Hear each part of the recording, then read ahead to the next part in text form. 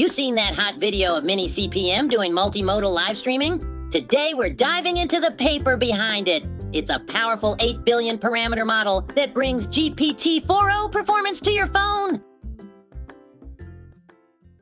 Let me give it a try first. Oh, let's see. What animal is that? That's definitely a dog barking. It sounds like a medium-sized breed, possibly a mixed breed, or a breed like a Labrador or Golden Retriever. Not bad. How about this? That sounds like a dog growling. It's a low, intense sound that typically indicates the dog is feeling threatened, anxious, or is trying to assert dominance. The growling could be a warning or a sign of aggression. Huh? Are you sure? Let's try another one. That's a dog. It has a distinctive bark that can vary in pitch and intensity, depending on the dog's size, breed, and temperament. No way. Anyway, these may be too hard. Never mind. Let's get into the paper. We're in an era where multimodal large language models, or MLLMs, are exploding in popularity. These models blend text and vision, totally changing what AI can do. But here's the practical snag. Many of these powerful models are huge, devour loads of power, and cost a lot to run, so they rarely end up on devices like your phone. Look at figure 1 here. Notice two trends. The red line shows that model sizes needed for GPT-4V level performance are dropping. The blue line shows that end device power is rising. Put these together, and you'll see a future where GPT-4V caliber AI on your phone is actually possible. This paper presents MiniCPM-V as a step toward that future. The abstract sets the stage. Yes, MLLMs are groundbreaking, but they need to be smaller and more efficient if they're going to fit in your pocket. The question is, how do we shrink them without sacrificing performance? As we continue, recall that MLLMs combine language and vision. They can reason about text and images together. The downside? Traditional MLLMs demand a ton of computing power, so they're usually tethered to the cloud, which can limit mobile use or privacy-conscious setups. So how does MiniCPM-V change that? It's designed specifically for devices like smartphones and desktops, striking a careful balance between accuracy and efficiency. MiniCPM-V is the newest in this family. It boasts high-resolution image understanding, handles multiple languages, and reduces hallucinations. Surprisingly, it can match or even beat models like GPT-4V or Claude 3 in various benchmarks. Now, look again at that trend in figure 1. The required size for top-tier performance is shrinking fast, while everyday devices are getting more powerful. Think of it like a Moore's law for MLLMs. We're inching closer to running advanced AI on phones in real time, offering new and exciting possibilities for on-device applications. Next, let's see what sets the MiniCPM-V series apart, focusing on MiniCPM-Llama 3V 2.5. It's built to be efficient yet powerful, outperforming big names such as GPT-4V and Claude 3, all thanks to careful architectural choices and training strategies. It has 5 core strengths. First is its impressive optical character recognition, OCR, which includes reading tables and dealing with very high-res images.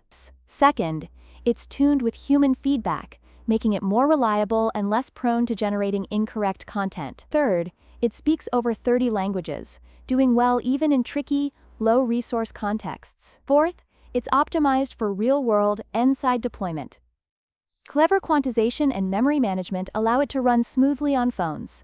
Finally, it's open source, which encourages broader adoption and community-driven improvement. This effort fits within a broader move to make MLLMs smaller, speedier, and more widely available, and evolution some compare to AI's own version of Moore's law. The contributions of this paper revolve around proving that, yes, you can have a smaller, more efficient, and still highly capable multimodal model on a device you carry every day.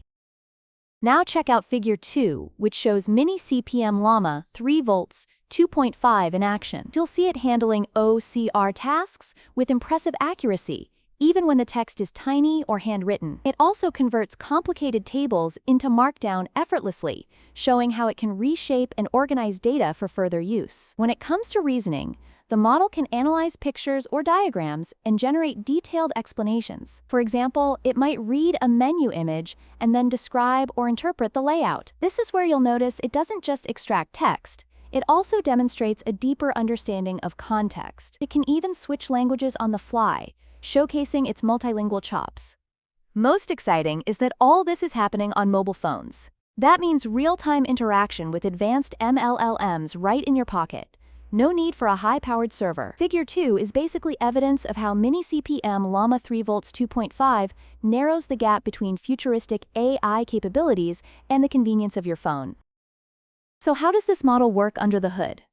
Look at Figure 3 to see its overall architecture: the visual encoder, the compression layer, and the large language model, LLM. Here's the flow. The model first takes an image and feeds it into the visual encoder. That encoder applies an adaptive method so images of varying resolutions or shapes can be processed effectively. Next, the compression layer, a perceiver resampler, distills the visual information into a more compact set of tokens. Then those tokens, possibly combined with text inputs, go into the LLM to generate responses. The secret sauce is the model's focus on size and efficiency without sacrificing performance. Techniques in the encoder and the compression step ensure the device doesn't get bogged down. It's built to match or exceed the performance of much bulkier systems like Llama 2-7B, all while running more easily on your phones. This modular design keeps things flexible and scalable for different real-world tasks. Now, how does MiniCPM-V handle huge images with tricky aspect ratios?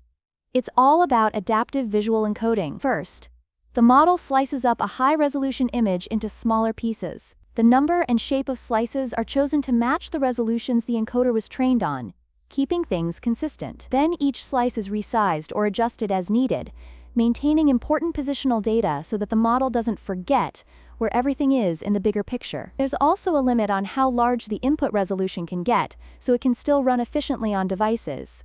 After the slicing, you might be left with thousands of visual tokens.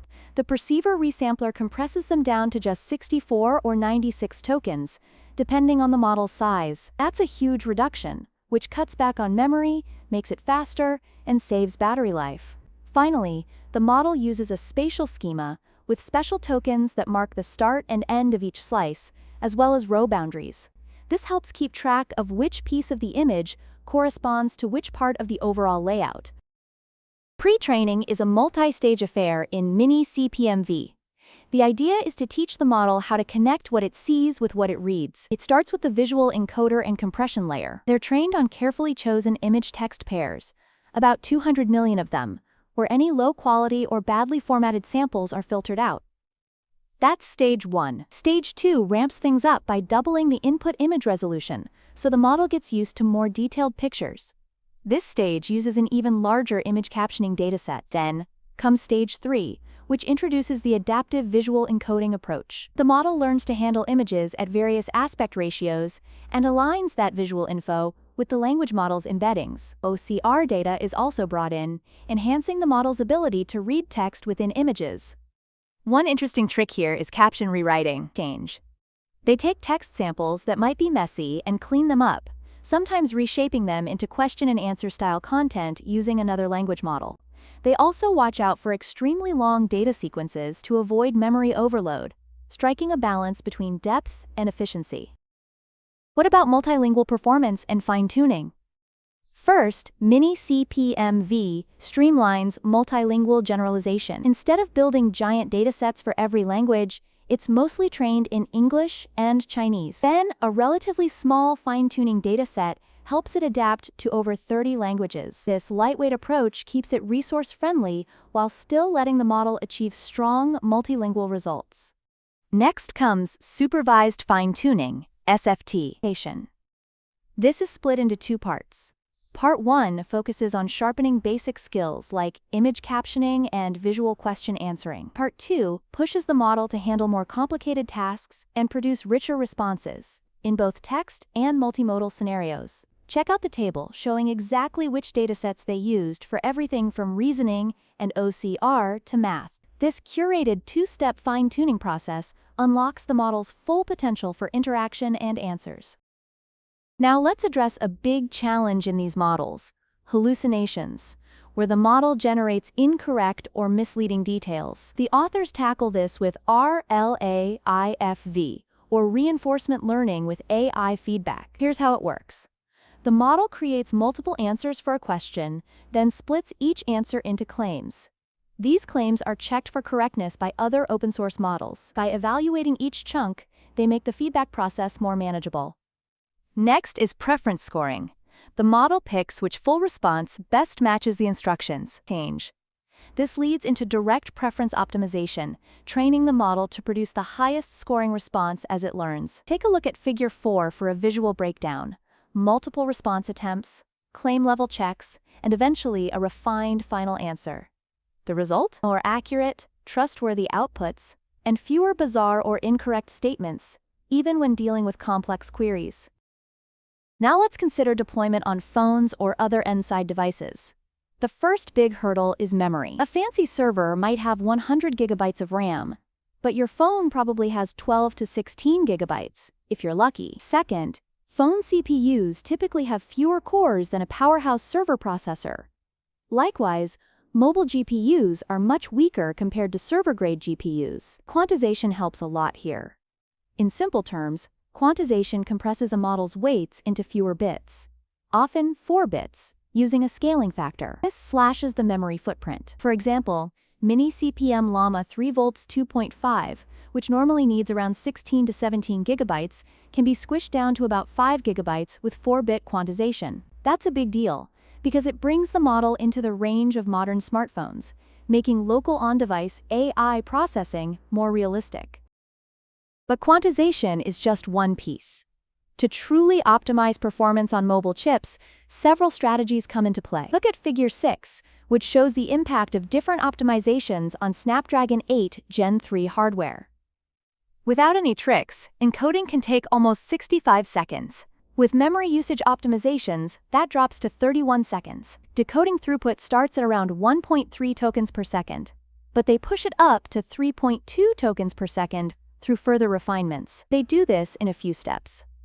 First, memory usage optimization means loading components like the visual encoder or language model in a sequence, not all at once. That way, the phone doesn't waste time swapping things in and out of memory. Compilation optimization is about fine-tuning how instructions are executed, speeding up the process significantly. And configuration optimization picks the best setup for different hardware. All these tweaks help bring the experience closer to what you'd get from a large server, but right on your phone.